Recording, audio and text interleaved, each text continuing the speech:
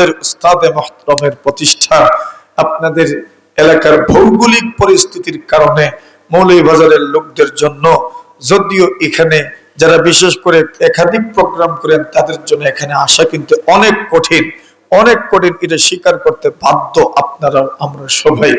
এরপরেও আপনাদের পর্যন্ত পৌঁছেছে। গত বছর আমি আসতে পারিনি, দাওয়াত ছিল হযরতের পক্ষ থেকে, আমার উস্তাদে মুহতারামের পক্ষ থেকে।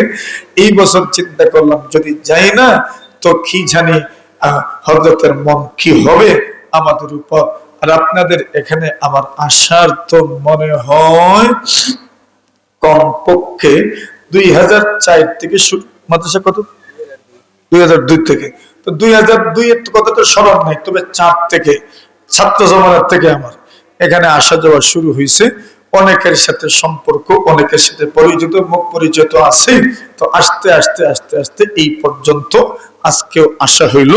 তো এই প্রতিষ্ঠানের প্রতি আমাদের মুগ্ধতা, আমাদের ভালোবাসা, আমাদের মহব্বতের কোনো ঘাটতি নাই।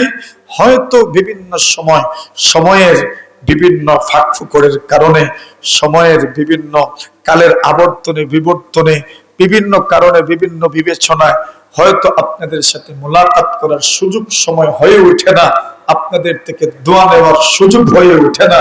কিন্তু যখনই সুযোগ পাই তখন আপনাদের দোয়া নেওয়ার বড় মন চায় আমাদের। একটু দোয়া দিবেন নি আপনারা আমাদেরকে?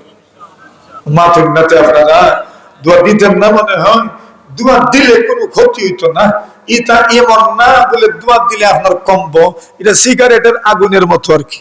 একজনে যদি আপনার সিগারেট থেকে সিগারেট জ্বালায় তো তার আগুন কমে যায় না? ঠিকই থাকে। তো দোয়া দিলে কমবে না ইনশাআল্লাহ। এই জন্য এই প্রতিষ্ঠান দীর্ঘজীবী হোক, কিয়ামত পর্যন্ত দায়ী